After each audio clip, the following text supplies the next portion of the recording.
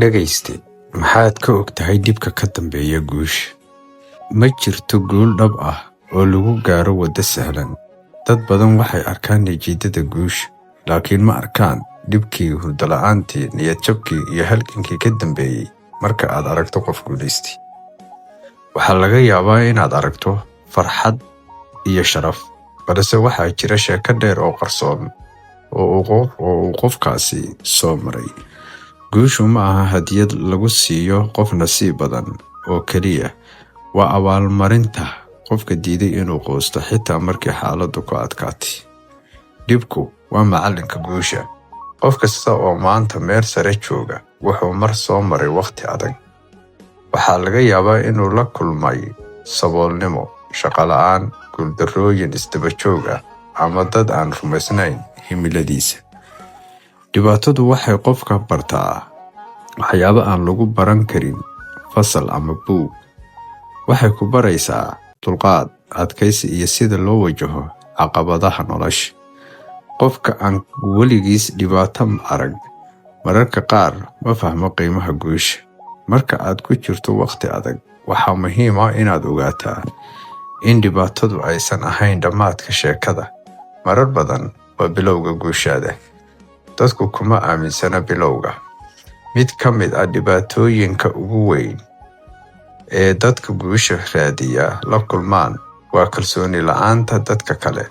Dad badan ayaa ku qosla riyadaada marka aad weli yar tahay.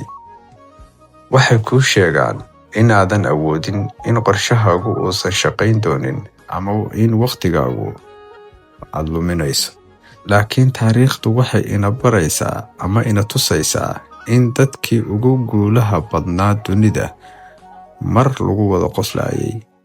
Waxa ka dhigay kuwo gaar ah ma ahayn in dadka oo dhan taageereen, balse waxay ahayd in ay iyagu naftooda rumaysteen. Marka dadka kale aysan ku aaminsanayn, ha ka dhigin sabab aad u joojiso dadaalkaaga. Ka dhig sabab aad u sii xoojiso dadaalkaaga. Guuldarradu waa qayb ka mid ah guusha.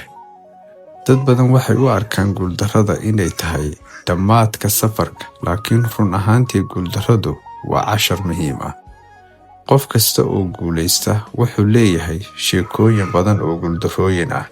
Farqiga u dhaxeeya qofka guulaysta iyo kan quusta ayaa ah in qofka guulaysta uu mar kasta dib u istaago. Haddii aad dhacdo hal mar, 2 jeer, ama xitaa 10 jeer, taas macnaheedu maaha inaad fashilantay. Fashilka dhabta ahi waa marka aad joojiso isku daygaaga. Dulqaadku waa furaha guusha. Waxaa jira dad doonaya inay guulaystaan maanta, isla markaana ayna natiijada arkaan berri. Laakiin guusha weyn waxay u baahan tahay waqti. Sida geedku ugu baahan yahay waqti uu ku baxo una miro dhalo, ayuu qofkuna ugu baahan yahay waqti si uu u gaaro himiladiisa. Dulqaadku waa awoodda qofka ku siisa jidka saxda ah xitaa marka natiijadu aysan weli muuqan. Mararka qaar waxaad shaqaynaysaa bilo ama sannado adigoon arkin horumar weyn, laakiin dadaal kasta oo aad samayso wuxuu dhisayaa mustaqbalkaaga. Marka guushu timaado, marka ugu dambayn aad gaadho hadafkaaga, waxaad dib u xasuusan doontaa dhammaan waqtiyadii adkaa ee aad soo martay. Waxaad garan doontaa in dhib kasta uu lahaa sabab. Waxaad fahmi doontaa in habeenadii hurdo la'aanta ahaa, maalmaha niyad jabka ahaa, iyo caqabadihii ku hor yimid ay ahaayeen qayb ka mid ah sheekada guushaada. Guusha dhabta ahi ma aha oo keliya inaad gaadho hadaf, waa qofka aad noqoto inta aad jidkaas ku jirtay.